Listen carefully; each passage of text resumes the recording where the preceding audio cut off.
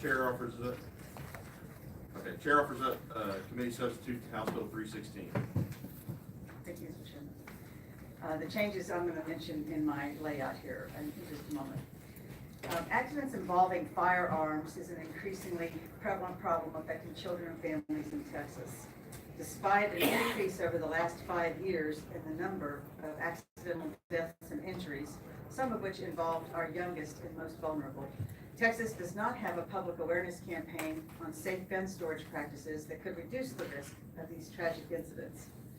Governor Abbott's School and Firearm Safety Action Plan, as well as the State Child Fatality Review Team's report, both recommended that there needs to be an increased effort to make the public more aware of laws and options involving firearm storage.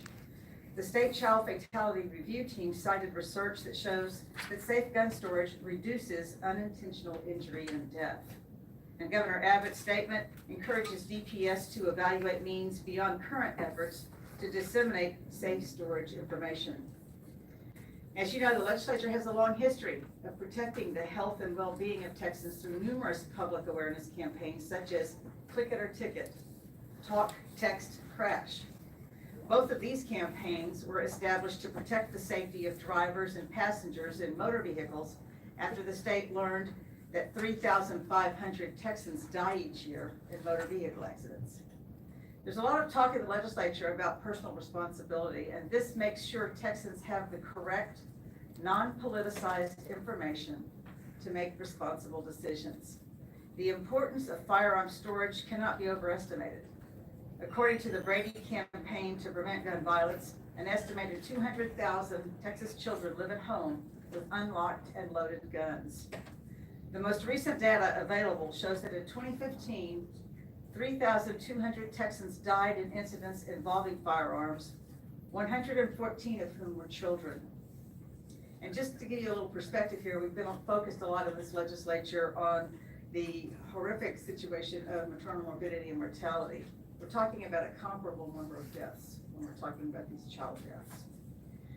In 2015, the Department of State Health Services Texas EMS Trauma Registries reported there were 2,492 firearms-related hospitalizations, about 600 of whom were children, requiring our public health system to respond to these incidents and provide care for the victims.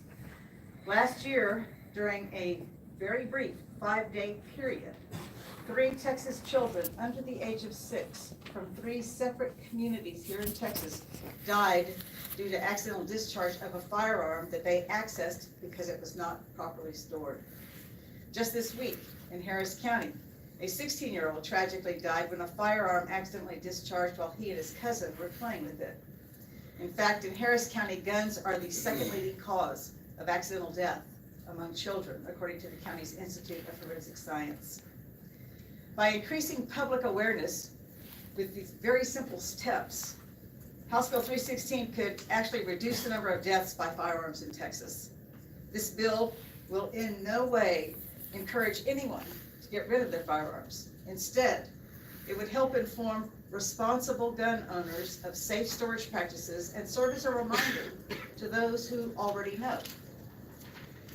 HB 316 would amend the government code to direct DPS in conjunction with the Department of State Health Services and Parks and Wildlife to develop and implement a public awareness campaign designed to encourage firearm safety and to improve public awareness on the topics of the prevention of firearm accidents involving children, suicide prevention, and the safe handling and storage of firearms. I just talked this morning with Jim Brennan of the Texas Coalition of Veterans Organizations about a recent announcement of a pilot project between the National Shooting Sports Foundation and the American Foundation for Suicide Prevention, along with the VA, for suicide prevention efforts in that arena. The fact is that we still have reports of 20 suicides a day among our veterans, and I was told that the majority of those are by gun. The committee substitute specifies additional agencies that DPS shall work with to strengthen collaboration and input. It also updates language to clarify that outside advocacy groups won't have input on these materials, and clarifies that DPS may distribute materials from existing firearm safety educational programs relevant to these topics. I also deleted language allowing voluntary contribution toward this effort when people are getting their licenses or renewing their licenses. And actually, other than the agency collaboration, this substitute was done in a good faith effort to address the concerns that were expressed to me by the NRA. The only thing that I did not change that they had requested was to list a specific gun owner organization in the bill as a source for the campaign's content. And the reason I chose not to do that is because I didn't want to list any groups in this. I wanted this to be DPS and agency materials that they would put together. I did not want to politicize this. I did not want to start listing organizations and groups that would be a part of it. But that is the only thing that I did not accommodate that I was asked to do.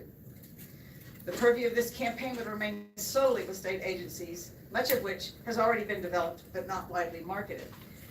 This legislation's audience is gun owners. My goal is that we have a message that attracts gun owners, that I want them to listen to the message. Therefore, this is not about anything in any way to discourage a gun owner from paying attention to this message. There is nothing here that's being proposed to do anything but to attract the attention of responsible gun owners so that they get the information they need or are reminded of information that they may already have. I'm simply seeking to implement what was recommended by a legitimate, nonpartisan task force following extensive community conversations and research. I think this is a very sensible, practical bill that many stakeholders and gun owners actually do support. I know we have some witnesses here to testify on the need for this preventive campaign, as well as resource witnesses from DPS. I'm happy to answer any questions and reserve the right to close. Are there any questions, members? Thank you, Representative. We'll call your witnesses. Appreciate it. Chair will now call Jim Brennan. Will you please come forward? Please state your name, your position on the bill, and who you represent. Good afternoon, Mr. Chairman, members of the committee. My name is Jim Brennan. I'm the Legislative Director for the Texas Coalition of Veterans Organizations. So are you for or against? I am supporting this bill. Okay, thank you. Many of y'all are aware, suicide among the veteran community has been highlighted and has been recognized as a problem all over this country. Representative Howard mentioned the number of 20 veterans a day committing suicide. This is a crisis in our community among veterans, and we're very concerned that efforts to reduce that number are in play here in the state of Texas and the Department of Veterans Affairs. One of the things that we've done here locally, the UT Veterans Leadership Task Force has been working to engage community health organizations and other people who come in contact with veterans. It's important to note that of the 20 veterans suicide today, only 6 of those veterans have been engaged in the Veterans Health Administration system. So only 30% of these veterans have had contact with the Veterans Administration. So we have 70% of this group is out there in contact with other groups, and this is where we think we can make progress if we can engage these veterans and have those organizations aware of where to direct these people for help. So we think this is part of an overall awareness camp. This would contribute to an overall awareness campaign of just basic common sense gun safety, gun storage, and we agree with Representative Howard that this is just about reminding people of what the responsible gun owners already do, but it can never be repeated too often. So we support this bill, and we hope it has a positive impact on the future. We won't be talking about 20 or 15 or 10, but much lower numbers here. So we support this bill, and we hope that the committee will do it favorably. Happy to take any questions. Thank you. Members, any questions? Thank you, sir. Thank you. All right. Chair will now call Chris Franzen.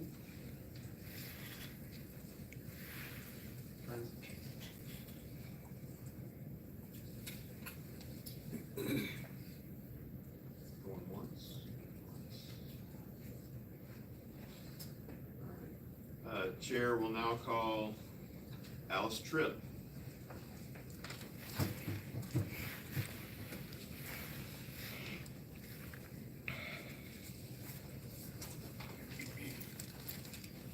please state your name, who you're with, and your position on the bill, please?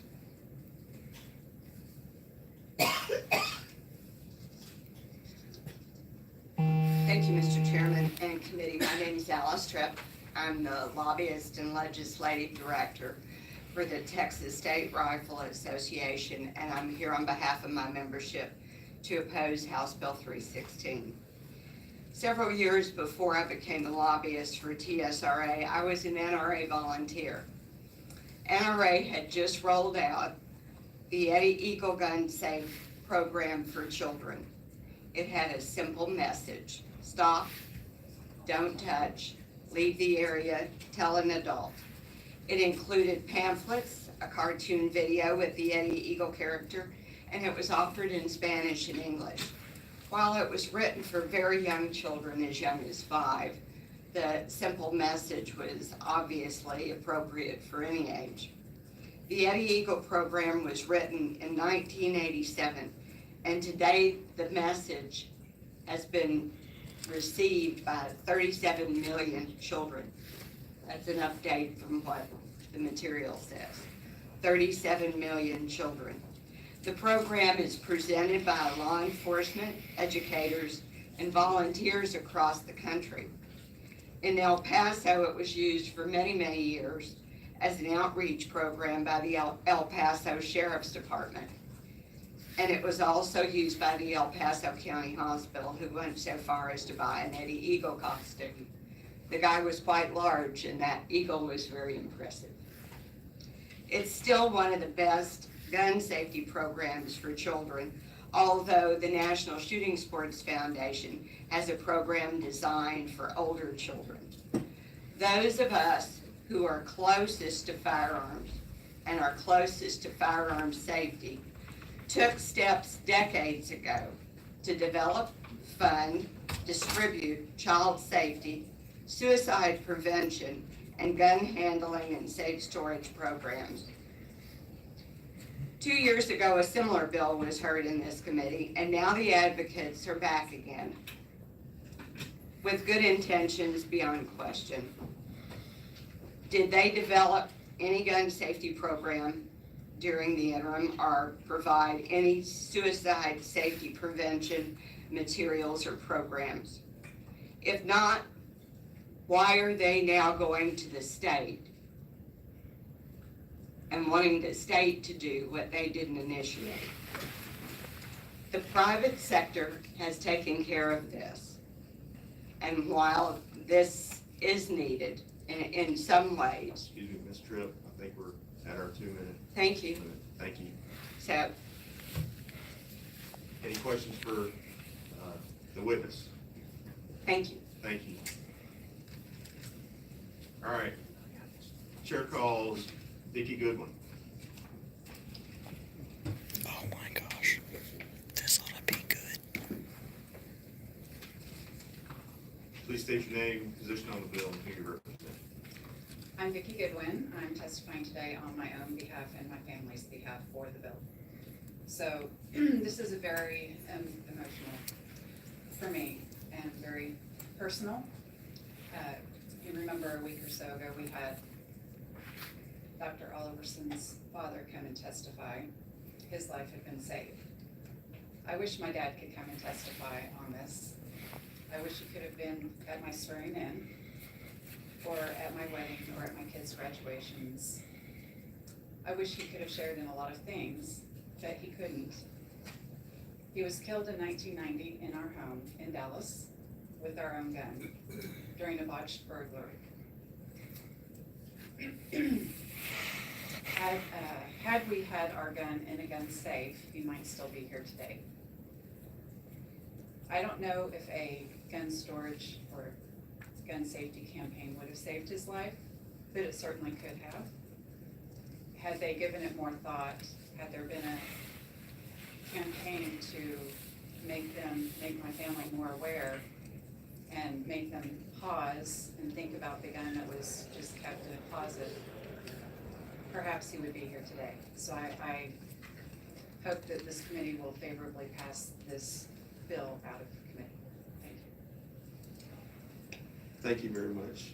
and we're sorry for your loss. Are there any questions for Representative Goodwin? Thank you, Representative.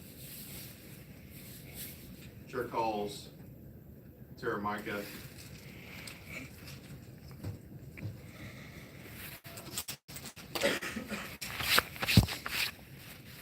Please state your name, who you represent, and your position on the bill, please.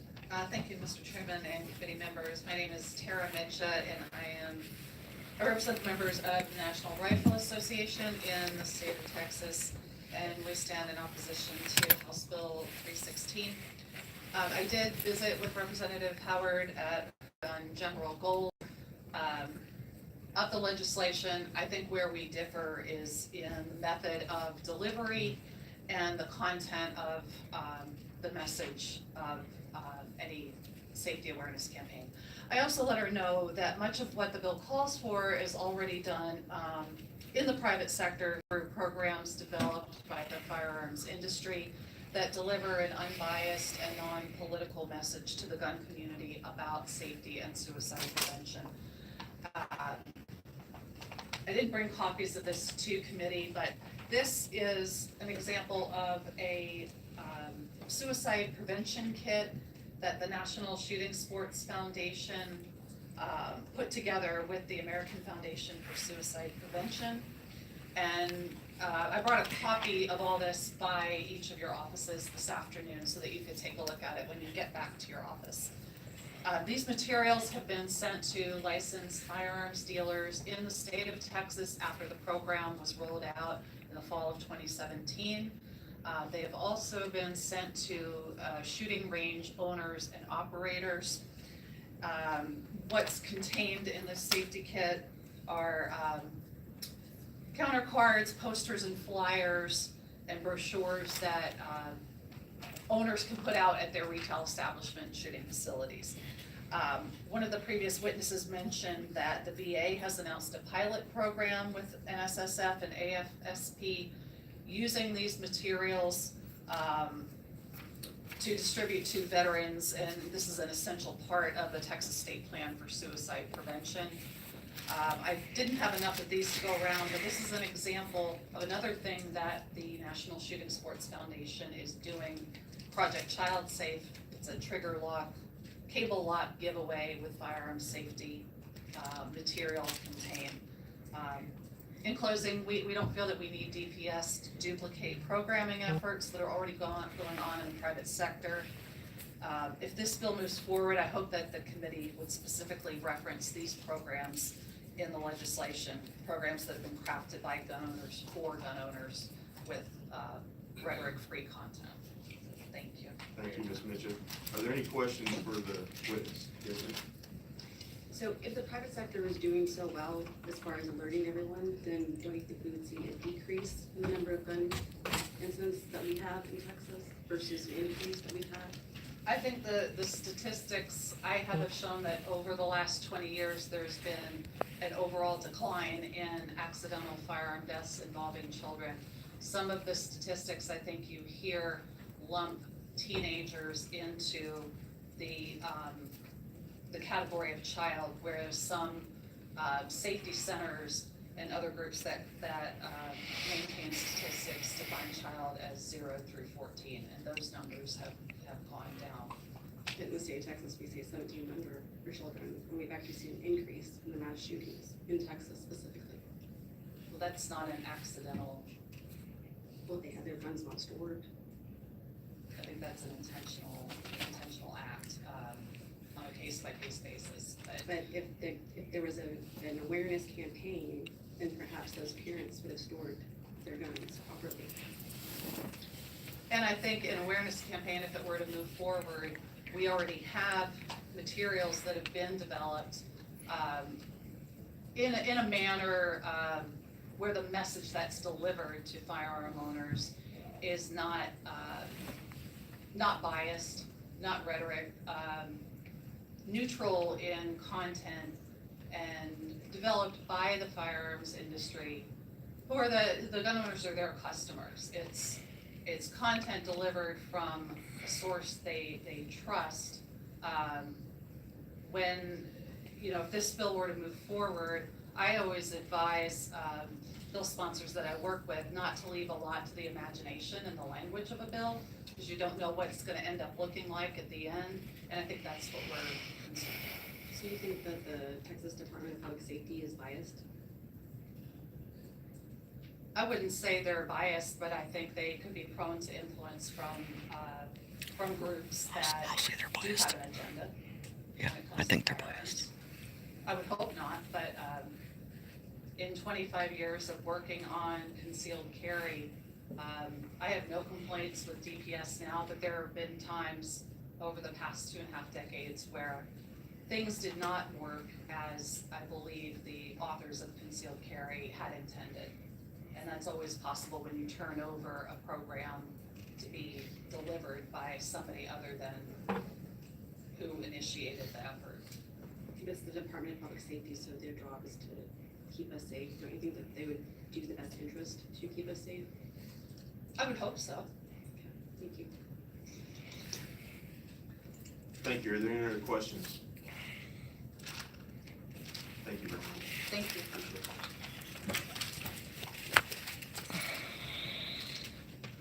Chair calls Mike Cox.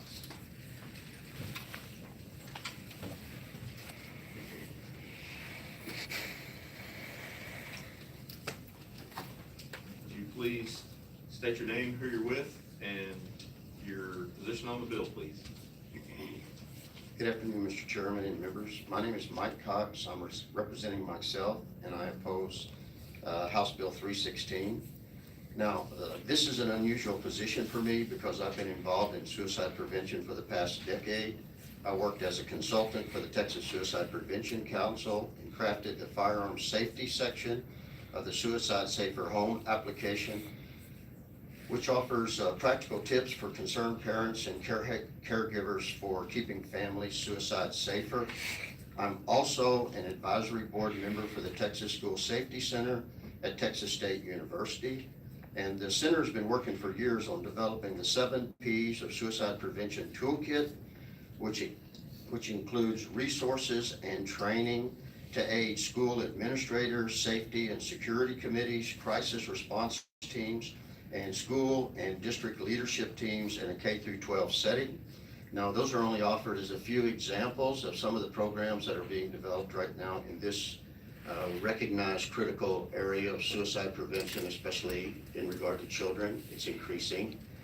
But why are we asking a state agency which is not informed on this subject to duplicate this work at additional cost to taxpayers? If there's support for broadening the outreach on this topic beyond what these other programs, Texas School Safety Center, Texas Suicide Prevention Councils, and others are doing, Texas Veterans, the Governor's Council on Challenge on reducing veteran suicide, ongoing right now. If they're interested in broadening the outreach to this, a better method would be to support House Bill 2693, which is designed to enhance community-based suicide prevention efforts. Your veteran representative just talked about. I'm sorry, we gotta keep our testimony to this. I understand, thank You you. bet. No, you've got a little time left, just let's just maintain our testimony on this bill only. You bet. Okay, I didn't realize. Can't that. mention other bills. Thank you. Okay, I'm stand corrected. As an LTC instructor and an LTC director for the Texas State Rifle Association, I'm particularly sensitive to messaging when it comes to teaching firearm safety. HB 316 is vague. There's no specific wording asking for evidence-based messaging. It's also redundant with existing federal, state, and other resources on this area. Thank you. Thank you very much. Any questions for this witness, members? All right, thank you very much. Chair now calls Rachel Malone. Will you please state your name, who you're with, and your position on the bill, please? Yes, thank you. My name is Rachel Malone. I'm representing Gun Owners of America and myself, and we are opposing HB 316.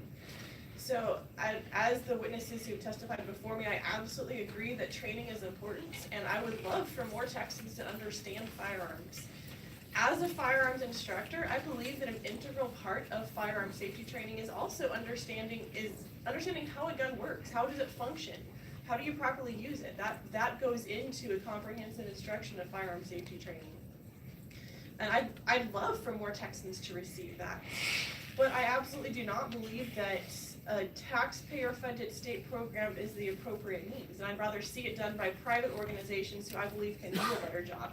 I think you've heard witnesses before me explaining methods that can be done and examples of organizations who are doing a good job and who are putting forth efforts there. I believe that funds are spent more efficiently in that way in the private sector. There are many amazing organizations who focus on providing this type of training. I'm going to mention two that I've been a part of. I'm not representing them, again, just sharing my experience. One of those is A Girl and a Gun. And it provides not only excellent educational training, but also this caring community of women that I think goes towards both of the aims of the bill. And so I appreciate that organization very much for what they do. It's very community-based, non-political, focused on education and community. There's also the Appleseed Project, which is it is not only for children, but it is very open to children, and it's an excellent training program. I have been an instructor with them and have enjoyed the opportunity to help teach about safety and about safe handling of firearms. I believe, honestly, some of the most harm done in the area of firearm safety is by some organizations that would claim to be a firearm safety organization, but actually harm the public safety by stigmatizing firearms and presenting them as maybe a magical item or a dangerous item, and perpetuating an irrational fear that dissuades people from learning the proper use of them and from knowing how to instruct their kids on it properly and have safe procedures there.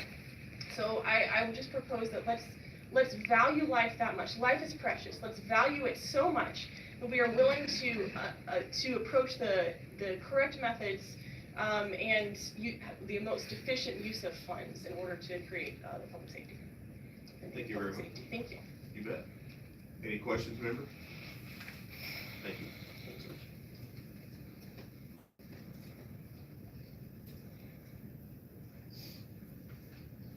Chair calls Dennis Borrell. Borrell. It's all I right. had a 50-50 shot at that. Dennis Borrell. Yes.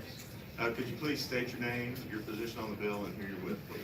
Yeah, my name is Dennis Borrell. I represent the Coalition of Texans with Disabilities, and today myself as well.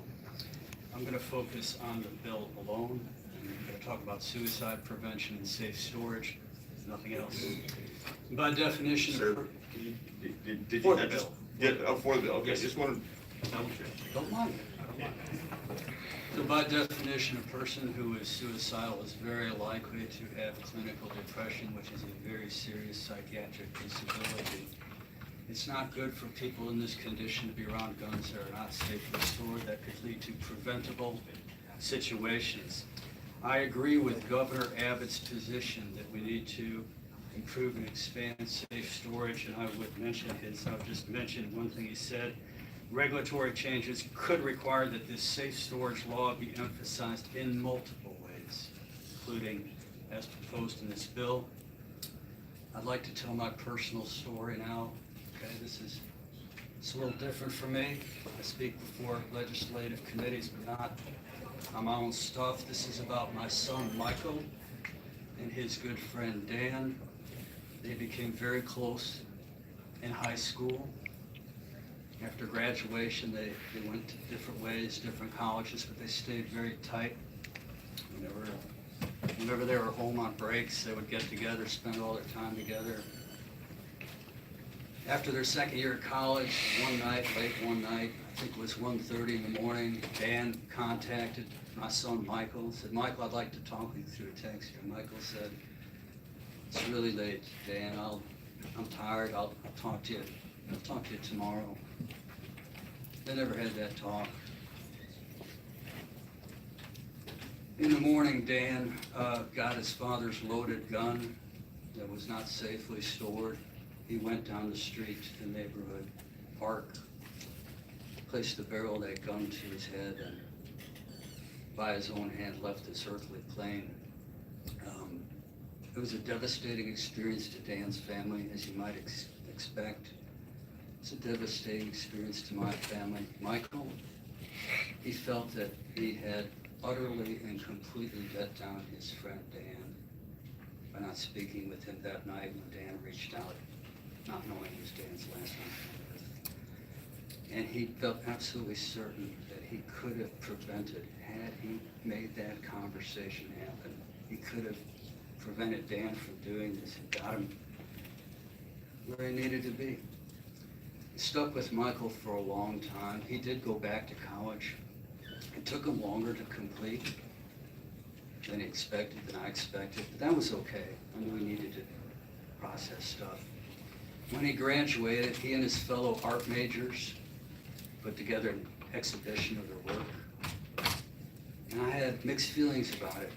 I was very proud of his creativity and his artistic skill, but I was very upset when I realized that every piece of artwork he had displayed, he had completed before Dan's death, and he'd completed none in the remaining college years.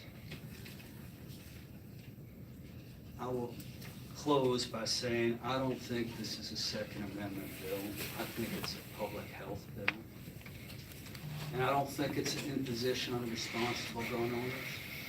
And I would be personally grateful that this committee would vote this bill forward, take it onto the floor. With that, thank you very much for your time today.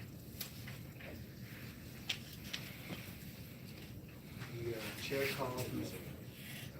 Do you have any questions? Hold on, Mr. Bill. Oh, do you have any questions? Yeah, I'm sorry. Thanks. Chair calls CJ Grisham.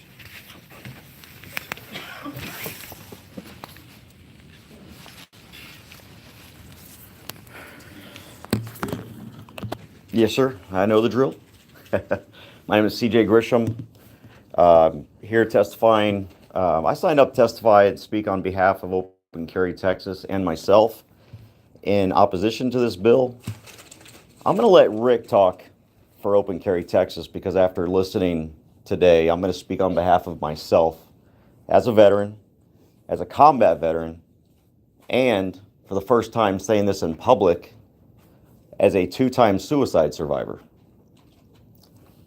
So I take extreme offense to using veterans who may have tried or have committed suicide to push at any level what is essentially using government funds to push a gun control agenda. How do I know it's a gun control agenda? Because it's so well or so broadly written, this bill. When I sat there in the dark and was contemplating what I was contemplating on those 2 nights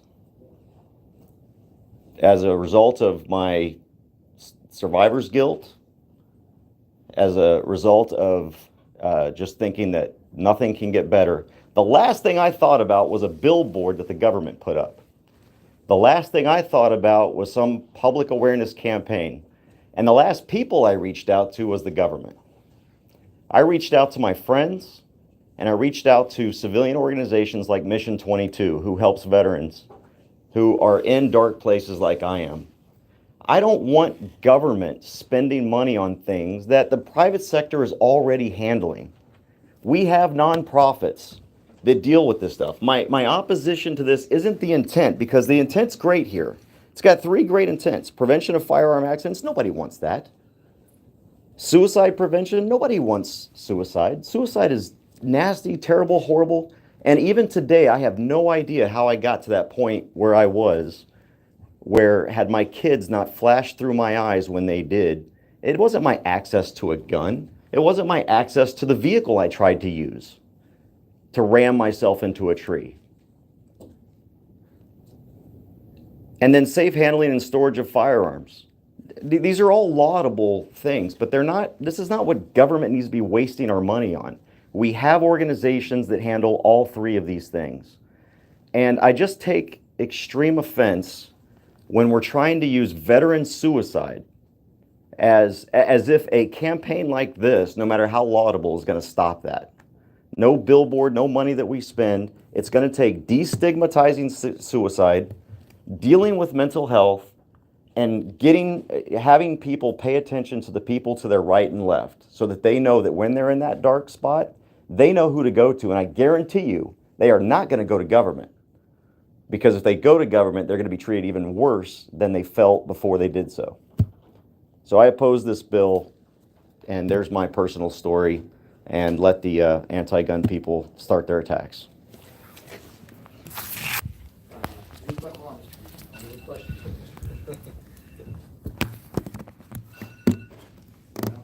All right. Chair, I'll call Mr. Rick.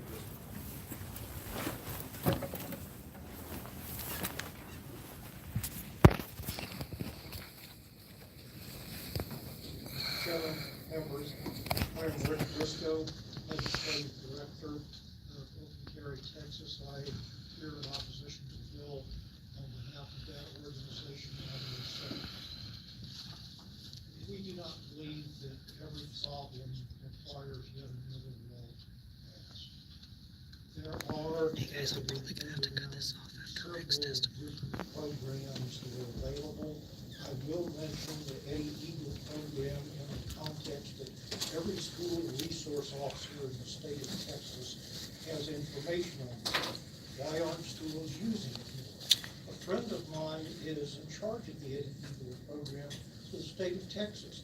And so he talks to me about it continually. It's a wonderful program aimed at grade 4 and below. There are other programs for older children as well as adults. And it doesn't cost the state of Texas or school district one thin dime. All they have to do is ask. We need to make better use of the available resources rather than create a new bureaucracy which may or may not be what the House and Senate would really want them to do. For example, firearms sold at retail already comes with a law, and it's what we won't say stores.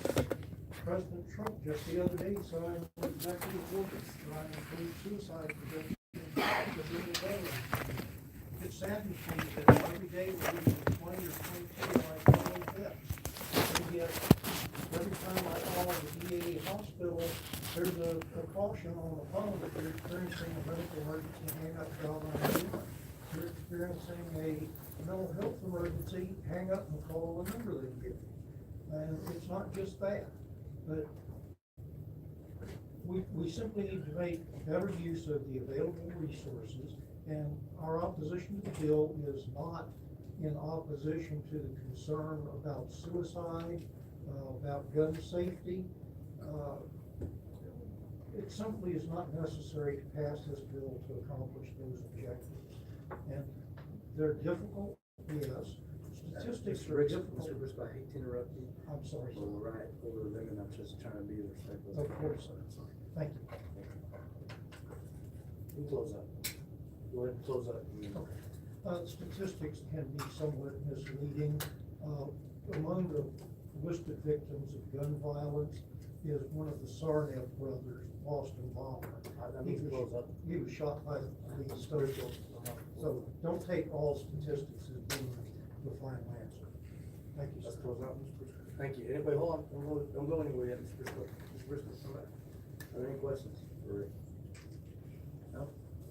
See if they ask you a question, you come. Thanks, Rick. All right, we got Miss Alyssa,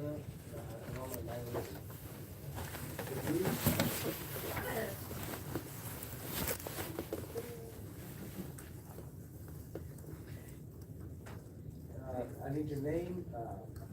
If you're testifying on behalf of the group, please tell us that, and then your position on the bill. My name is Alyssa Shagru. I'm the policy coordinator of NAMI Texas, the Texas affiliate of National Alliance of Mental Illness, and we strongly support this bill. We support it because we believe in the need to develop evidence-based effective strategies to raise public awareness on suicide prevention and firearm safe storage. Suicide is a public health crisis in our state, especially with our oldest and youngest Texans. The suicide rate in Texas has increased by 23% since 2000. And 1 in 8 high school students in Texas reported a suicide attempt in the past year, which is almost twice the national average. Suicide is not only harmful for those who attempt or die by suicide, but it's traumatic and scarring for their friends, families, and communities. One of NAMI Texas's biggest focuses this session is stopping suicide in Texas, and this bill is a great step in educating the public on this issue.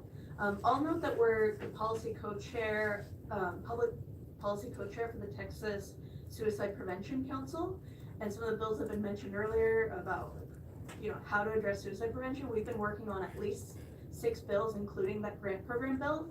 So we really want to see just more and more efforts to address suicide prevention across the state in a lot of different ways.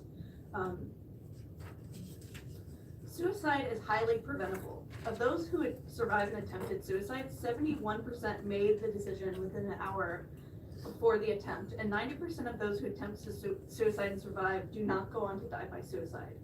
We can go on to help those who attempt suicide with mental health treatment and other supports to live long and healthy lives, but we can't do that if the attempt is fatal. About 85% of suicide attempts with a gun are fatal, compared to only 2% of overdoses, which is the most widely used method in suicide attempts.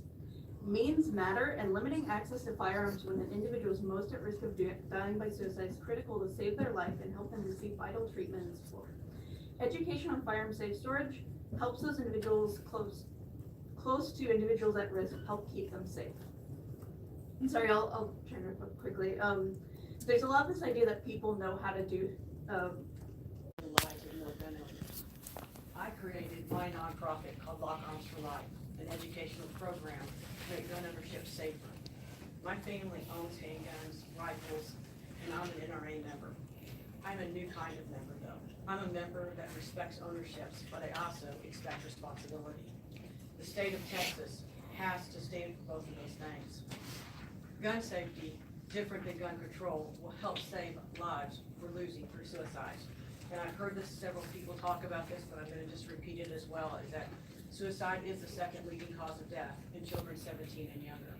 What's more, 20 veterans a day take their own lives now. Making a law that promotes safe storage gives these children and those veterans one more barrier to killing themselves. In a time it might take to unlock a weapon, they might change their minds. More people will lock their arms with a program that teaches them how and why to do it. I've spoken at schools across Texas, sharing my story and sharing my message and sharing my Lock Arms for Life. I'm asking this legislative session to take a meaningful step to educate its citizens about responsible safe storage. No mother honestly should have to live through what I had to live through. Not if it can be prevented with a safe storage campaign supported by the state. Thank you. Thank you. Any other questions from the floor? Thank you, I'm sorry for your loss. Thank you. Chair now calls Ms. Susan Nelson.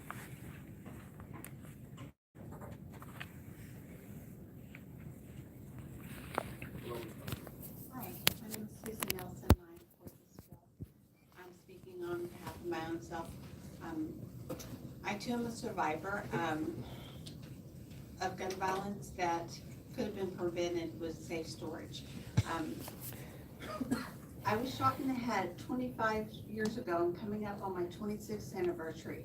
I live with a bullet in my brain and then another one in my left shoulder. I struggle every day with this to live a normal, healthy life. I'm very successful. I've managed and I've done pretty well. What I struggle with the most is that people, when I was growing up, you didn't have to wear a seatbelt, but we learned that it saved lives. And then we learned that when you drink and you drive, you are at a greater risk of causing death to someone else or yourself. It didn't mean that we educate people on it's a good thing to wear a seatbelt or it's a good thing not to drink and drive, and then we just stop. We continue and we try to continue to educate and stress the need for these programs, which is why the Safe Storage Program, to educate people, to remind them daily what it means to own a gun and how to safely store it, is very important. It's vital. I get frustrated when I hear people that say we're gun grabbers or we don't want your gun or we want your gun. I don't want anyone's gun. I have my own gun. I don't want someone to come and take it, but I want people to store their guns properly so that I can feel safer when I go to someone's home and know that their gun isn't misstored. Because that's what happened to me the first time I got shot, and I'd really like to not be shot again at some point in my life. And I just think education is key. I lost a friend, my life was changed forever, and all I can do now is try to advocate and educate people that we don't want their guns, we just want you to store them safely, and we want to protect our children and the lives of all Texans. It's the Department of Public Safety. Let them do their job to help keep our public safe, our Texans safe. It just makes sense. Thank you. Ms. Nelson, are there any questions for Ms. Nelson? There being none?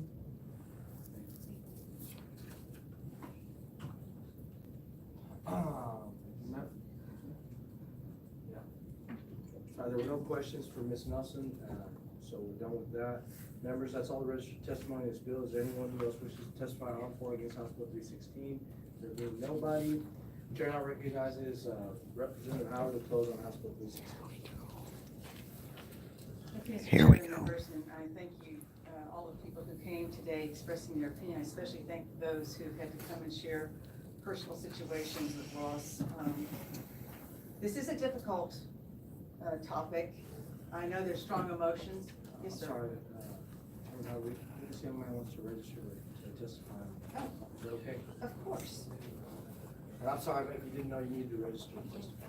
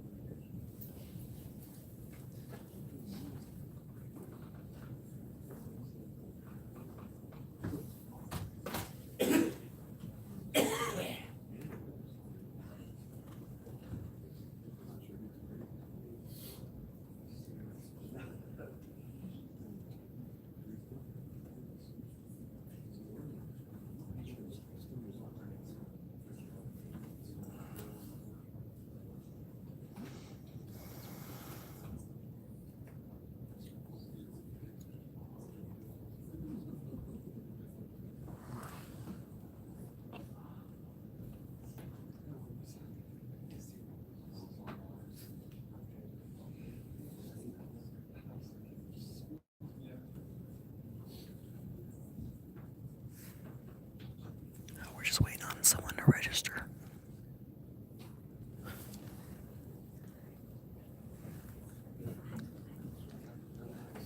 He didn't register earlier, so we're waiting on him to finish his registration so he can testify.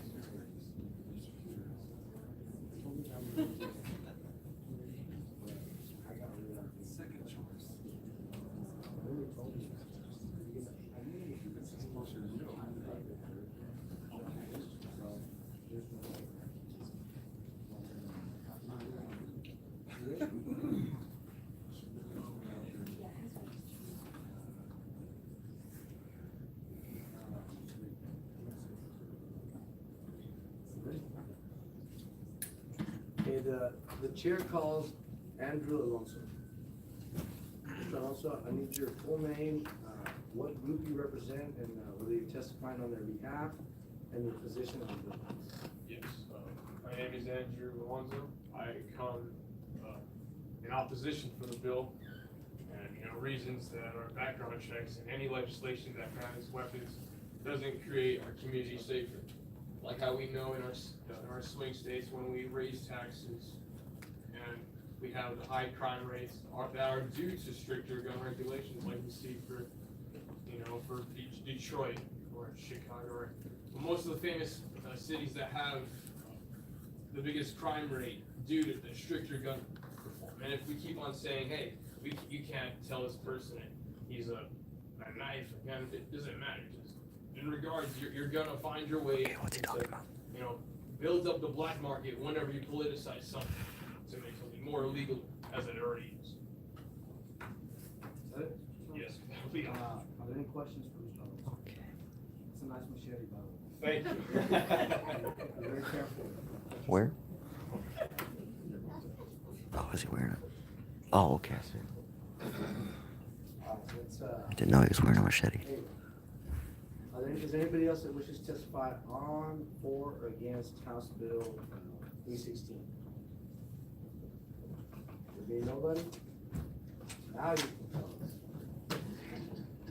Thank you, Mr. Chairman and members, and I know that there is a resource witness here from DPS if there are any other questions, and I wanted to make sure that y'all were aware that we have been working with them to try to ensure that what we're asking here is something that they feel comfortable doing, and I think that the relationship with working with the other agencies, with the Department of State Health Services and with Parks and Wildlife, that is an arrangement that they're supportive of doing. So just wanted to make sure you had that resource if you want to. Now, I gotta ask you. Yeah. I know you're usually in tune with this stuff. What's the lift in terms of the appropriation? There actually is, in the House side of the budget, there's $1 million for this campaign. There's also a contingency rider in Article 11, as well as language in the bill that allows for grants and donations to fund this. I know there was some concern expressed by some of the witnesses that they didn't think that we should be spending government dollars on this. There are options here of how it could be done, but there is money in the budget. So, would the contingency rider move, I guess, contingent on us passing this bill, is that right? Or not? Yeah, the money's there regardless, Okay. but it's also got the contingency rider, so there's a couple of different options and ways that this could be funded. And I asked this because you served on the commission before. If this bill does not pass, does the money go back into GR or does it stay in Article 11? Well, there's a lot of different factors that would come to play with that. Part of it would just have to do with what happens in the conference committee, and so it's hard for me to say what the actual outcome would be. Certainly, there's more likelihood of money being used if there's a bill that's passed. And I was asking for a friend.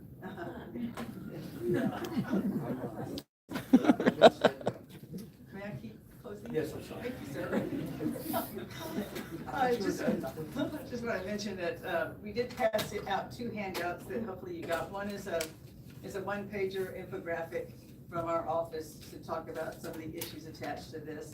And also, I wanted to pass out a press release that came from the Texas Students for Concealed Carry, and that sent this out in support of the legislation, so I wanted you to have that as well. There's several things I'd just like to follow up on real quick. Yes, sir. Sorry, what group was that again? The Texas Students for Concealed Carry. Yes.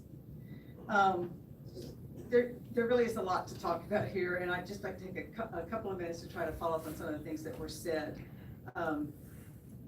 First off, this is not meant to diminish anything that's already been done or that is currently being done. This is in addition to, it comes out of recommendations from both the Governor's School and Firearm Safety, as well as the task force that looks at child fatalities in Texas. This is meant to add to the efforts to try to prevent these preventable deaths. Again, I cannot overemphasize that this is not at all to make any kind of negative statements about gun ownership whatsoever. Oh, yes. We want gun owners to pay attention to this. It would be ridiculous to come up with a campaign that sends people away. I actually understood a lot more about this, I have to say, when I met with Ms. Mitcha. I'm sorry if I said that incorrectly, but it did help me understand the perspective. I know there is concern that somehow this will be used in a negative way, and I'm trying to give every assurance I can, made adjustments in the bill to indicate that is absolutely not what this is about. This is about public health. This is about making sure that we are doing everything we can to help prevent these preventable deaths. There was mention about the programs that have already been in place, like the Eddie Eagle program, which, as Ms. Tripp mentioned, is meant for young children, but certainly not the very young children. I think she talked about whatever the age was, 4 or 5, maybe 6, I think she said. The fact is that the 3 children that I mentioned to you in my layout of the bill that were killed last year in the matter of 5 days here in Texas, one of them was 3 and one was 4. I don't think these programs are going to be addressing those children. The programs we're talking about, absolutely, let's talk to the children. Let's put the programs out there for veterans. And by the way, I am very sorry for Mr. Grisham's difficulties that he had, and I'm glad that he was able to overcome that. The veterans are not being used in this sense. There are efforts underway to address the serious issue that our veterans losing their lives on a daily basis in this state. And I am thrilled that there's a pilot program going on that's going to help address this. Again, you heard from the representative from the veterans organizations that they are supportive of this. We need to do everything we can to address this. This is not to diminish anything else, to take away from anything else. This is to create as much of a campaign as we can. You heard from testimony, about seatbelts. There's things that take time to get the message across. We're not talking, this is what we're talking about here. I just want to make sure we're real clear. We're talking about things that would be like what you see on the highways, where you have the digitized signs that remind you about click it or ticket, where you might see billboards, where you might have PSA announcements. These things make a difference. We know what they are. They raise our consciousness about this, and that is what this is all about. This is about gun safety, as you heard, and not gun control. Opposition to the government being involved. I don't understand that really. The government's involved with a lot of preventive health efforts. This is just one more. That's something that we do all the time. The concern about DPS, I hope that people have trust in our Department of Public Safety. I hope they understand that these are people who have experience with firearms. DPS actually has experience with firearms. They're the ones that would be creating and doing this campaign. I would hope that we would be trusting of those professionals that work there to do that. There's probably some more things I could say. I'm just really concerned about how we keep politicizing this unnecessarily. We heard that the advocates, I guess advocates in this case means advocates for one side, because we kept hearing the advocates were going to start their attacks now. The advocates were going to be out here screaming. I think what we heard today was from a group that represented those that don't want this information out there. I don't think we heard people come screaming here saying that we're representing some group and we have to have this. We're trying to depoliticize this. We're trying to say that we can all come together on this. There is no reason to not have more education if it will help prevent some of these deaths. There is no reason whatsoever.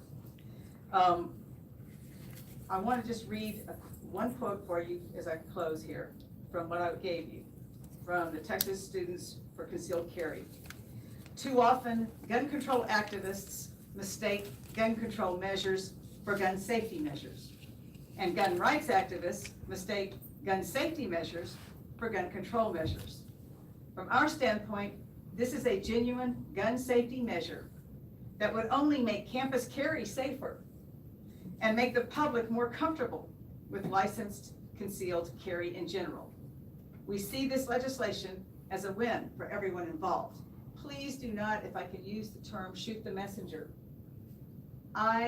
Because of who I am and where I am politically, I am here as a nurse, as a citizen, as a person who cares about what happens with the public health of our state, asking you to help us put together a campaign that will be as catchy as Click It or Ticket, as catchy as Don't Mess with Texas, as catchy as all the other campaigns that our state government has been involved with that have made a difference in the lives of Texans. This is about addressing responsible gun ownership, and that is it, period. End of story. It's not about anything more.